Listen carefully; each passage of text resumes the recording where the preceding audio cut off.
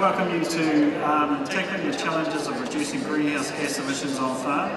My name is Stephen Canton, I'm a regional partner at DairyNZ. The plan for this session is we're going to have about a 30-minute presentation followed by questions time at the end of it. So please save your questions to the end, we're going to give you plenty of time to go through that. Okay, our presenter in this session today is Dr. Elena Minee. She is a DairyNZ scientist based in Newstead. Elena did her PhD in forages and reduction in nitrogen leaching, but her focus in recent times has been more in this greenhouse gas space. So I'll hand it over to Elena.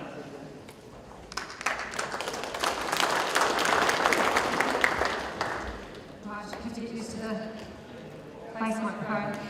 Right, tackling the challenge of reducing greenhouse gas emissions is just a light topic to end your day on. I'm going to start this presentation at the end because I'm sure you're at information saturation, so let's talk about the take-home messages. We do need to reduce our greenhouse gas emissions, whether that's to address climate change or meet targets whether they're being set by the government or whether they'll be consumer driven. As we saw from that presentation from Bridget earlier with the graph, there are targets and they will be big. To reach these targets, we need technology to help us, and we need technologies that will be cost effective and not challenge our production and profitability. We also know and are acutely aware that we need technologies that are adoptable on your farm, that they work outside of the laboratory and off the research stations, and that they work well in our pasture-based systems. There are a lot of promising technologies in the pipeline, and today I guess that's what I want to cover off, is that there are a lot of technologies and then we're looking at a vast range of them so that farmers have a number of solutions that they might be able to draw upon.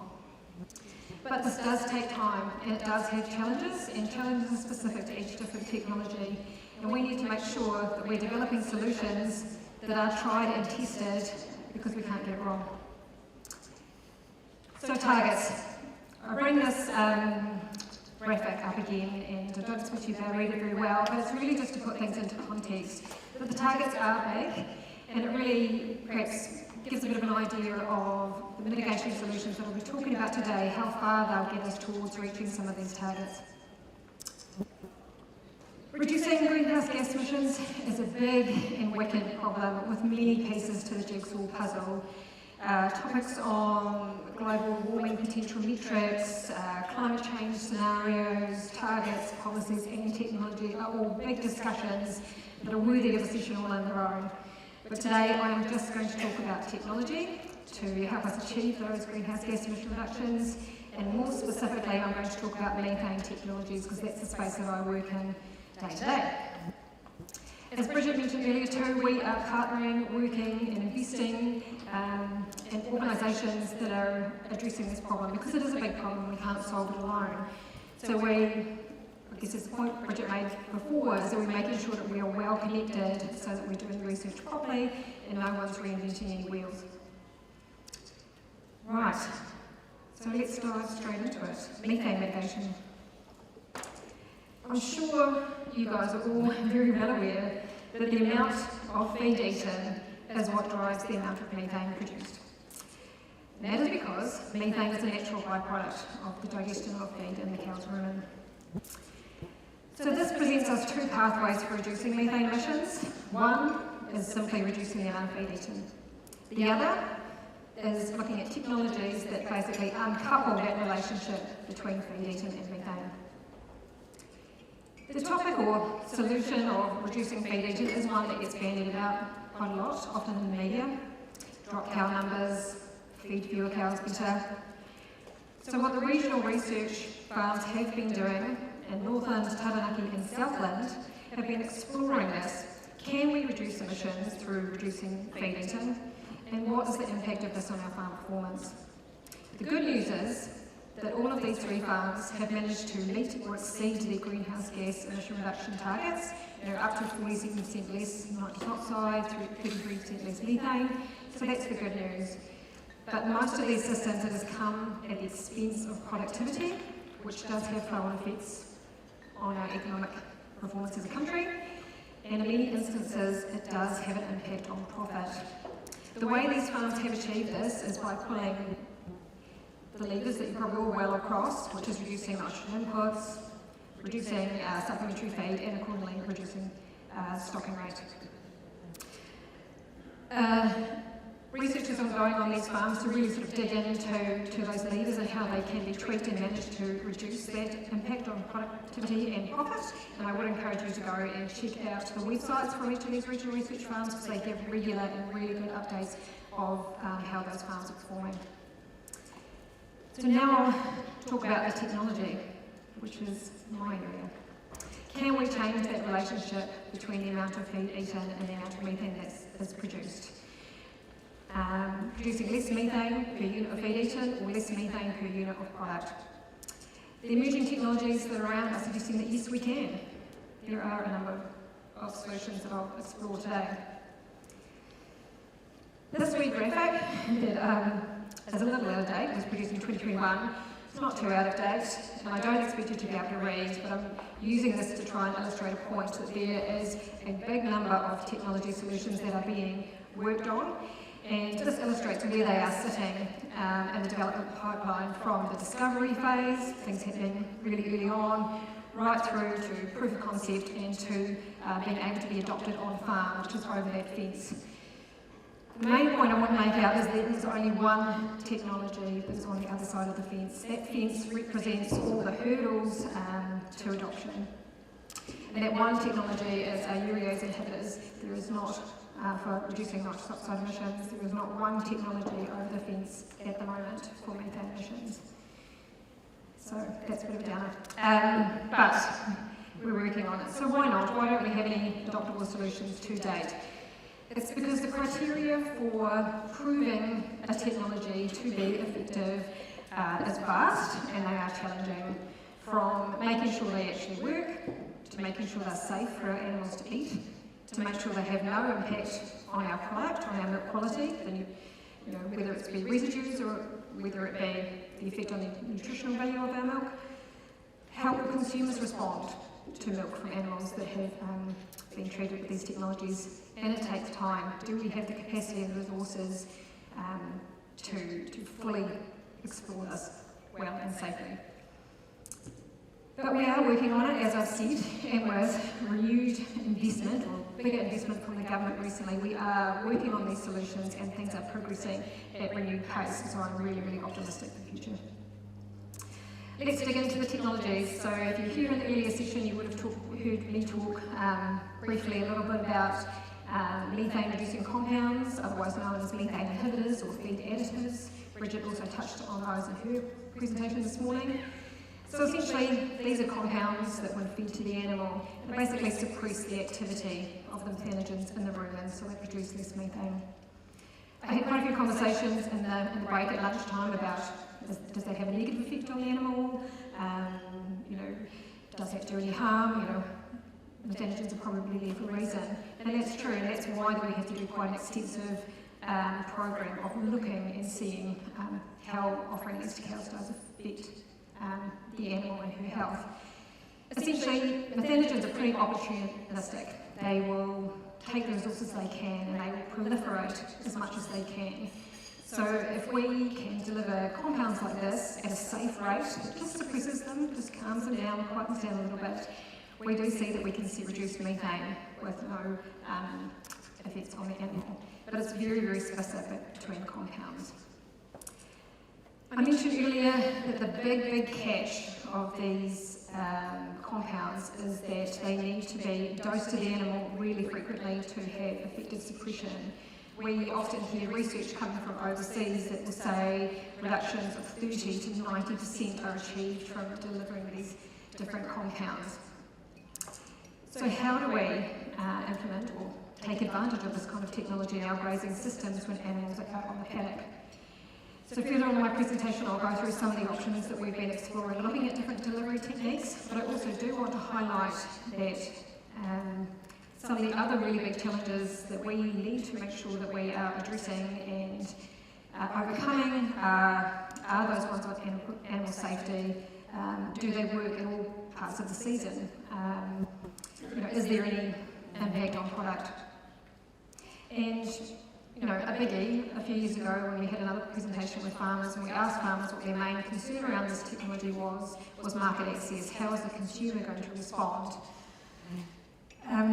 It's interesting to note that there is one compound that's regulated in more than 40 countries in Europe and it is being used. So we're watching that space to see how the market's responding to that. But currently none of these technologies are available for farmers in New Zealand, but we are looking at quite a few of the promising technologies.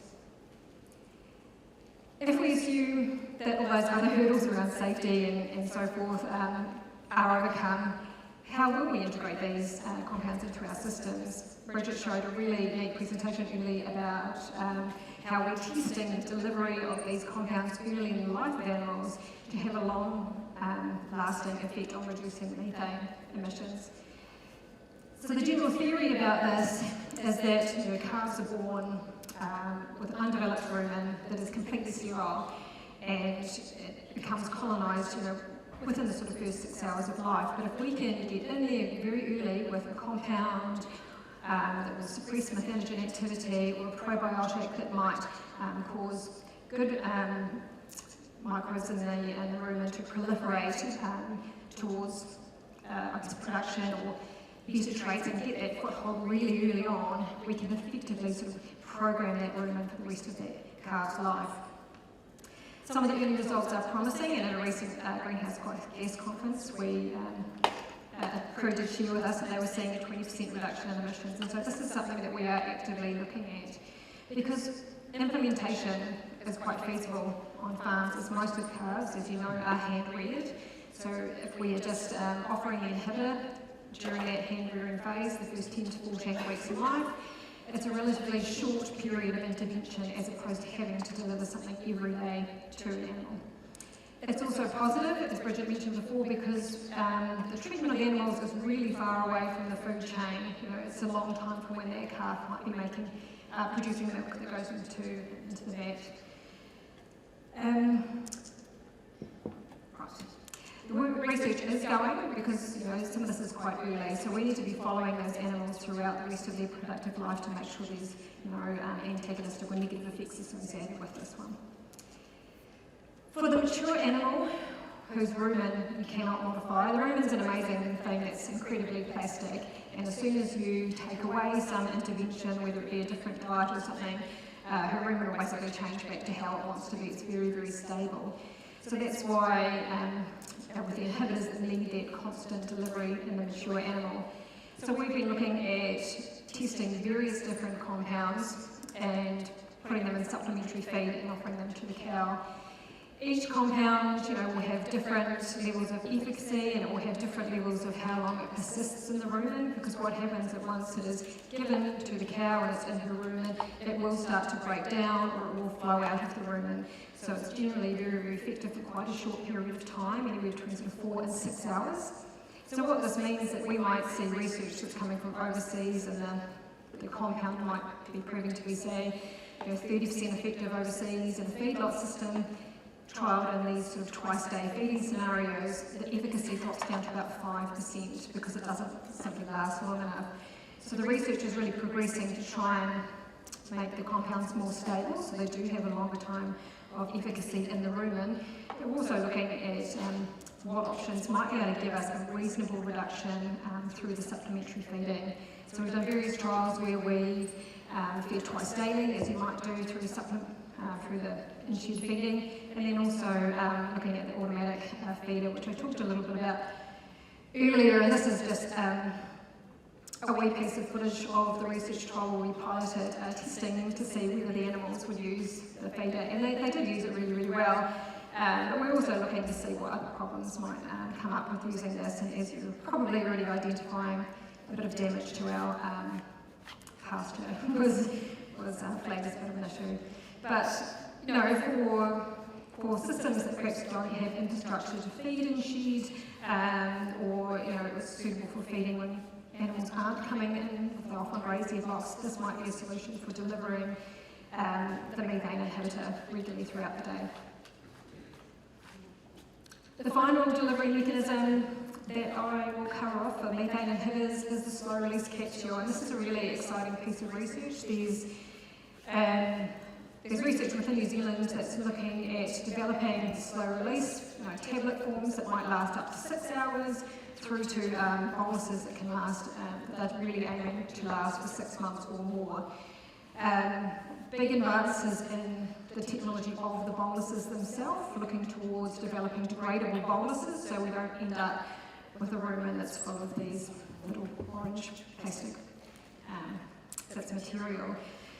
And again, it will depend on what sort of inhibitor that they put in there, how effective it might be, but this technology is advancing at a great pace.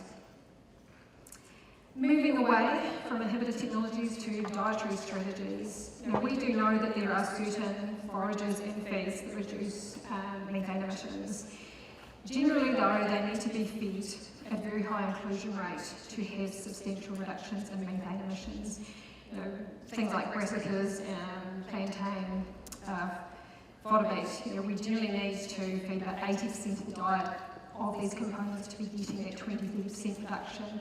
But even at lower levels of dietary inclusion, we do see some level of methane reduction. So maybe it's not a strategy to get you right up to that 2030 target, but it could be an additive strategy.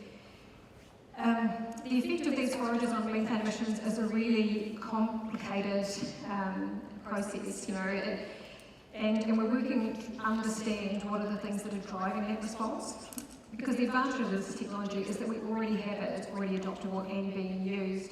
But if we can understand what are the characteristics of the feed that are driving it, perhaps we can exploit that through breeding to continue to have bigger advances, but also use that to update inventory or screen other forages to see what their impact is on methane emissions. The other thing we're doing is we're not looking at these forages in just isolation of how they are fed and their effect on methane. The programs of work that we're doing are looking at also how they're established, how they're managed, and understanding the impacts on other gases and soil carbon so that we can really understand what the complete greenhouse gas profile of different feed strategies are. We also want to know how different feed strategies might impact the efficacy of other technologies like methane inhibitors. Genetic technology, or GM technology, that was a question that was raised this morning, and I have heard that question raised quite frequently in various conferences. Should we be looking at this technology more? So we are, DairyNZ is investing in GM research, looking at basically using GM technologies to enhance the production of natural compounds in plants like lipids in ryegrass or tannins in clover to levels where they will reduce methane emissions. This work is ongoing. It's heading towards animal trials, all conducted overseas at the moment because we can't trial these forages outside of containment in New Zealand, so the work's being done overseas in Australia and US because whilst we might not be able to use these things here now, depending on how things go, maybe this is a technology that we do need to revisit for use in New Zealand. But it does need very, very thorough investigation. Using genetics to reduce methane emissions.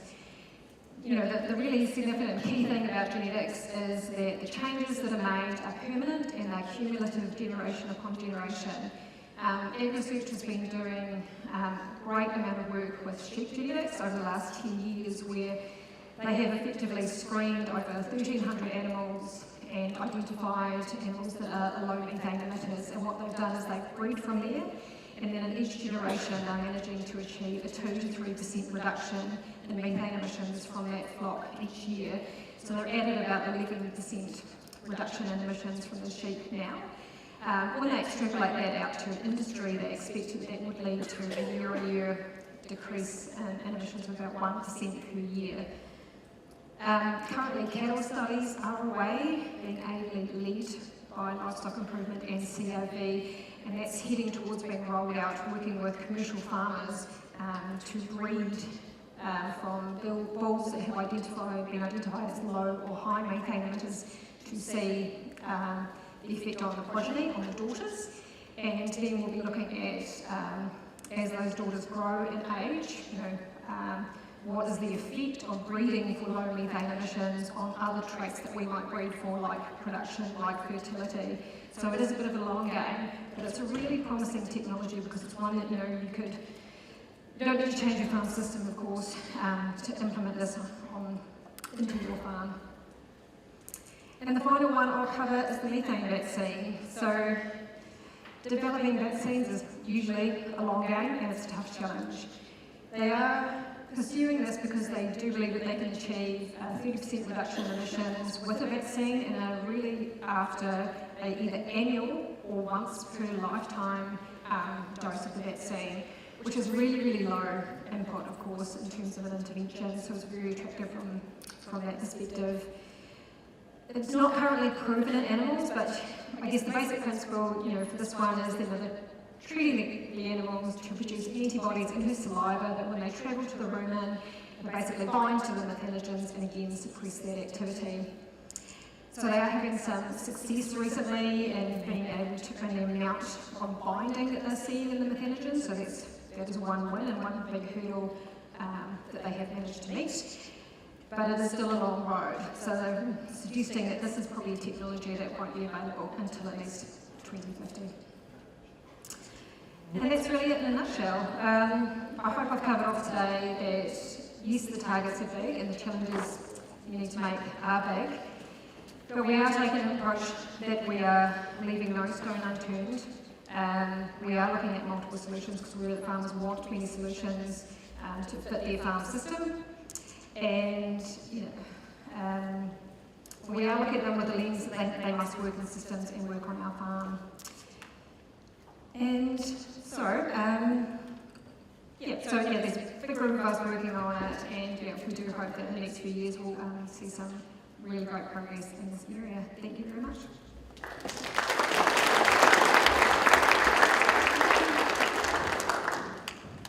Okay, what we're going to do now, just before we do questions, what I'll get you to do is just stand up and have a bit of a stretch. You've been sitting down for a while, and I'll give you 60 seconds just to have a think about the presentation. Have a chat with your neighbour of questions you'd like to ask Elena.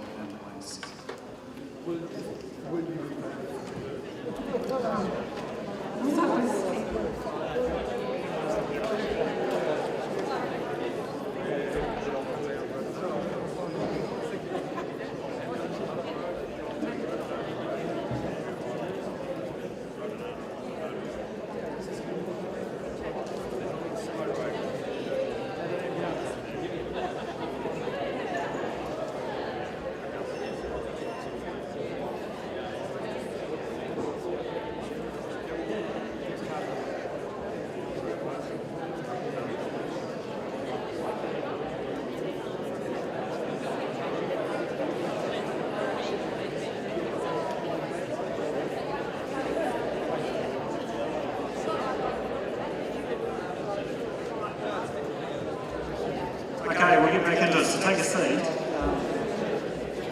Okay, so we're going to have a question session now. I just ask that your questions, greenhouse gases is a major, really big, broad topic. I just ask that you keep your questions directly related to the presentation that we're doing there. So do we have any questions for them?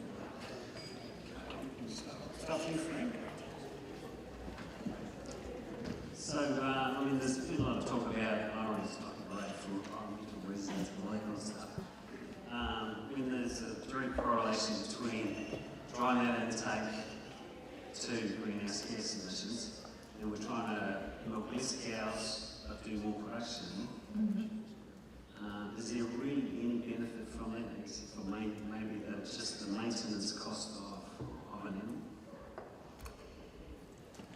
So, Are we achieving anything? are we achieving anything? Yeah, good question. And I guess it's, at the end of the day, it's about total farm emissions, isn't it? So, and I guess that's sort of what we're trying to address in the regional research is, is that a viable strategy, dropping cow numbers and feeding them better? Because, I guess until we can uncouple that relationship of either feed in equals X amount feed out, if we have better metrics to actually to really understand almost that equation, because at the moment the metrics do assume that a kilo of feed equals 21.6 grams. And until we do understand that different feed types actually change that relationship, that's sort of one part of the question. You might be feeding them better and having a more efficient production. But I guess, at the end of the day, the targets are going to be led by the government that will suggest that we need to drop total farm emissions. So maybe that doesn't get you where you need to be on farm. I'm not sure if I'm answering your question very well. I mean, I was listening to the report from the Climate Change Commission that's coming out last night that they want to see a renewed focus on active emission reduction, not offsetting, not inefficiency. So we do need technologies to drop that total number. Does that answer the question? Possibly not, otherwise we have to. I can see is if you've got less cows, then there's less maintenance feed required for those cows. But that to me is the only advantage that we can get from having livestock on.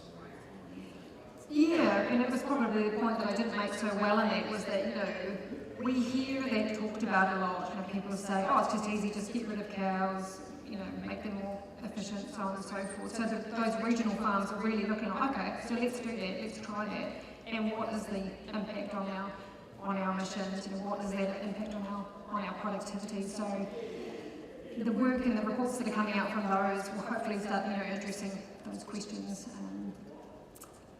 around what those actual benefits are, realised benefits are. Great. Oh.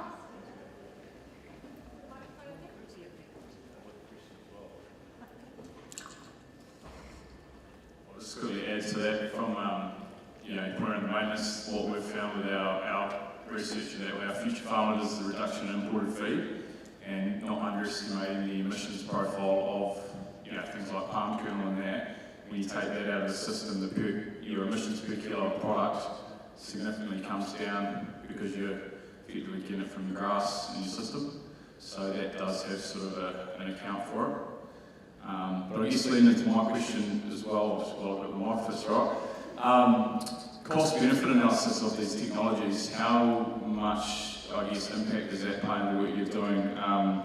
I've been quoted, likely prices of some of these technologies from $1 to $2 per cow per day, which, for most farms, that's not, I'm going to go and just pay a tax and keep doing what I'm doing, if that makes sense. Yep. Yeah, exactly. And completely understand. So a lot of the technology that we're looking at the moment, they're at such early stages that we haven't done full economic cost-benefit analyses, but I know exactly what you mean. We were at the recent greenhouse gas conference and they were saying exactly the same thing. The cost of these technologies is in many instances going to be more than if you do pay.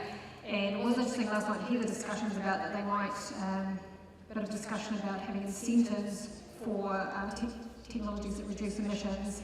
So maybe that will come. And yeah, I guess we haven't fully explored that side of things while we've been really, really focused on making sure they pass those first three main hurdles that we have at the minute. Do they work in our systems? Are they safe? And will they impact our product? Once they pass those hurdles, then we'll definitely be engaging in bigger scale research programs to really understand how they work in the farm system. And a bit like the pilot study that we did with the funny little purple box, under what scenarios would this actually be economically viable? And the student that was working on that explored many scenarios to kind of paint that picture that sometimes that particular scenario at the moment with where that is, all the planets have to align optimally for that to be feasible. So there is ongoing discussions and I think that will grow, but at the moment we're just mainly trying to see which ones will work.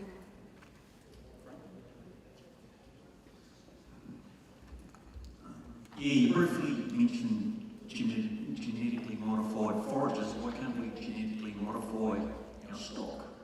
Oh. Is there anywhere in the world doing that? Are they having a look at that? I am not aware of anything looking at that. I'm looking for Suzanne Meyer to see if she's in the audience. I might know.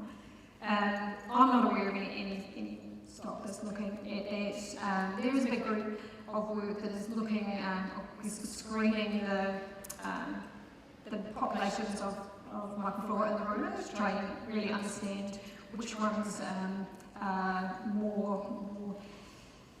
produce more methane than others. And I guess that's a little bit of the angle that's been taken with the low methane genetics, just breeding for it. But at the same time as they, doing those breeding, screening populations to understand which are high and low emitters, they are also looking at the phenotypes. What about those animals means that they are higher or lower emitters. So it's not GM, but it's the safe way that we control here.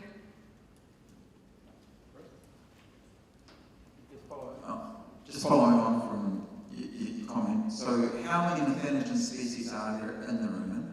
And then how quickly will they adapt to any technology that you put in front of them? Because my understanding is that the population is incredibly diverse, and so you may knock out one, but then another might pop up. Is that a concern, or do we have any numbers around that? Yeah, that is a concern, and part of that work that's screening populations is looking at that right at the moment. I mean, there's a small number of the main culprits that are producing the most amount of methane, the methanogens, but I think the number that I heard recently was that we only really know 60% of what's in that rumen. It's really hard to test, really. It's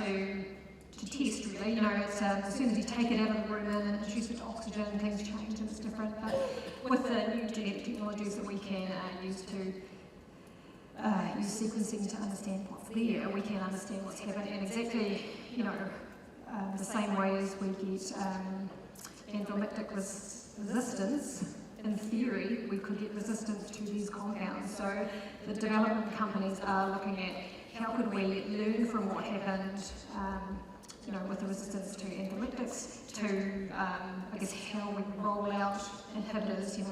Maybe there's a way not delivered every day, 365 days a year. Maybe there's subtle changes in their makeup and their chemistry. So it is being flagged. I've got two questions. One's a quick one. How often do these inhibitors have to be fed to the cows to work? Short answer is that it really depends on what it is. So we are working at the moment with some of the, what's been identified as the main candidates that look like they're going to be promising. And, Bovia that was rolled out overseas, it has a couple of hours of efficacy. So depending on what level of reduction you want might depend on how often you need to deliver it. The reason we started the program with automated feeder is that there was a piece of research that found in Denmark that if they fed cows 10 times a day through an automated feeder, that they got the same level of reduction that we would see when it's mixed into a TMR type diet. So a non-answer to your question is it's somewhere between 2 and 10 times a day. Some of the candidates that we've been looking at, fed twice daily, we're getting about 17% reduction. I can't divulge exactly what we're working on, but twice daily, that's actually pretty good, because 17% twice daily is actually pretty good, but they are really working on trying to make them more stable in the rumen so they do last for longer. And just, some of us are feeding cows twice daily with meal in the shed, so that's something that may work pretty well. The other question was probably unfair, but for early adapters of such technology, if it came about, what do you see the benefit to us for? So, can you foresee that, what does DairyNZ see that dairy companies pay more for people that have a lower gas profile? Or? Good question, and it's probably above my pay grade. I mean, outside my area of expertise, sorry, I'm not across that one. Someone from here to answer that. Here we go. Anyone? I think it's three people from here. I can if you want, I'm not from here representative. At the recent Dell conference, the very same question came up with whether we go down find where we get extra for our product. No, but what it will do is potentially give you access to the top paying buyers in the marketplace.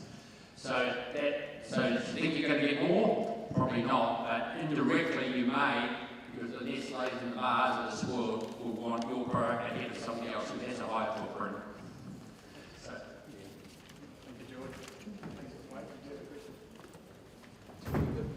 presentation there, Elena. One I'm kind of interested in is you've got some of those mitigation options that are available in context to the fence.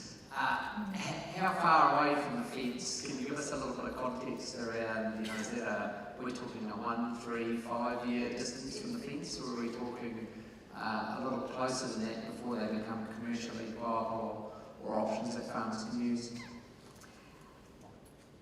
Well, depending on, I guess, if you're mostly referring to inhibitor technologies, that's, the developers behind those are really pushing forward. They are shooting for rollout not far beyond 2025. I'm a little bit more cautious that we probably do need a few years of work to really understand what the effect of animals receiving those over multiple years will have. So I think, probably 2030 is realistic that there'll be rollout of those things. But there might be that added pressure. As Bridget said, at the moment we are, at the top of the list of being efficient, as these overseas companies are rolling out the use of these technologies. There might be more encouragement to, or more, to have these technologies supported through the regulation process, which at the moment is quite extensive, which is good. We want to know that things are tested effectively and will be safe, but it is quite a process to get through that at the moment for these compounds.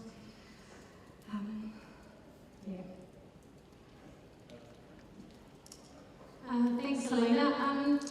One thing that I find quite interesting is the feed conversion efficiency, and we know that if we can get our cows converting feed more efficiently, they can have the same product output but with less input, which effectively helps to deal with the first one about reducing the total kilos and milk solids added. My question to you and to DairyNZ probably is a little bit about how do we manage a lot of products that are coming onto the market now, like probiotics and things like that, that are selling a reduced methane emissions profile due normally to the fact that they're creating greater feed efficiency, and they not often put numbers beside it. Yep. How will we as an industry make sure that we manage or have consistency from a research perspective as to when a farmer chooses to purchase those products and use them, that they'll get a 3% reduction, or is there going to be a watchdog, or is there going to be a common process at which any contributing feed additive that has a claim for methane reduction is actually consistently measured and has the right attribution? Does that sort of make sense? Yeah, and I think this is part of the thing where there was a bit of a snag in the regulatory profile, was that in order for something to pass through regulatory, it had to be effective. So what is effective? But that does mean that any product that is on the shelf with a claim for this that has passed through regulations and been safe for animals should also be effective. And I guess it depends on how the accounting package that's being used for these, what criteria it requires to be, to be permitted to be used in those on-farm emission accounting. And I guess we work quite closely with the inventory team. We try to basically see if we, to make sure that the work that we're doing can be audited and accounted somehow. Sometimes it's really hard with some of these things that, what's the audit trail? I guess the example uses things like plantain. It's quite hard to quantify how much is being used and actually get that approval to do it. And I guess there probably are people that know more about that part of the story than I do. But yeah, at the moment, my understanding is the approach is that we're working with inventory to make sure that any technologies can be quantified and recognised in those kind of mechanisms, and then whatever on-farm sort of software that's being used to work out your farm emissions would incorporate it as well. So I imagine it's got the same for freshwater, but I'm not sure. Bridget might know, or she's not in.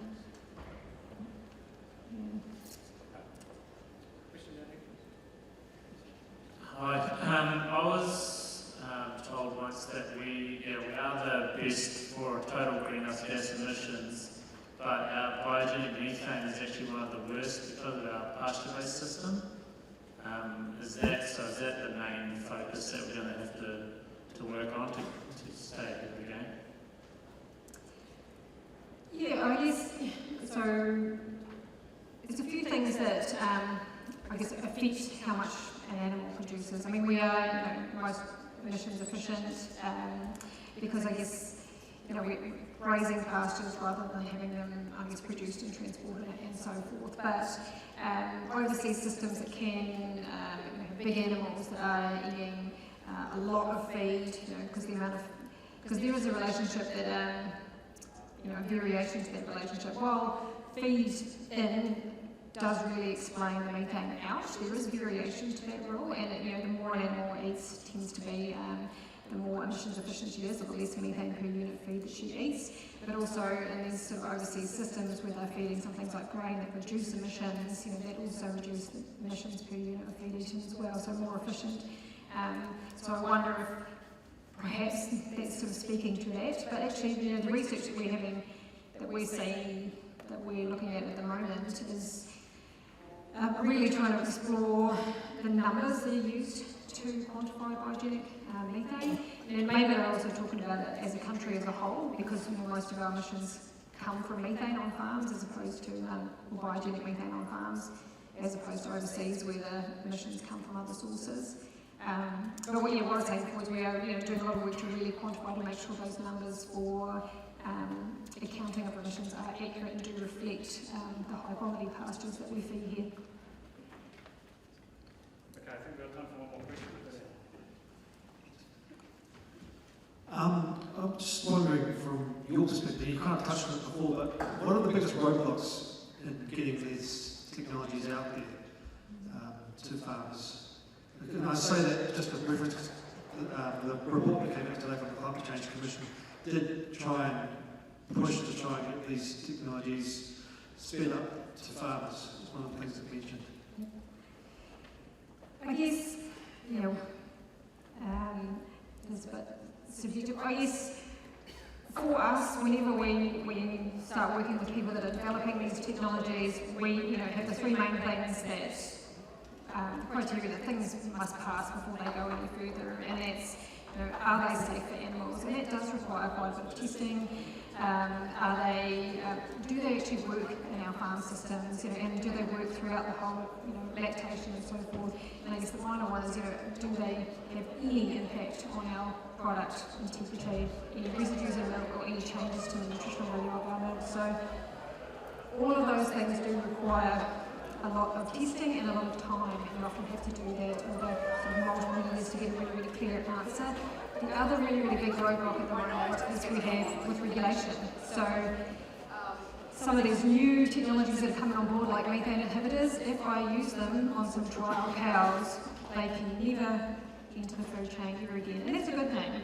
But the challenge for us is that I can do a lot of work at quite small scale, but at the moment I can't roll out those technologies to be done on a farm, because that would be 200 plus cows that then have to disappear into a hole, and that's hugely expensive. No one's going to volunteer that up. So the regulatory framework, as though it is protecting our product for research, it is a little bit limiting, and we need to find a way,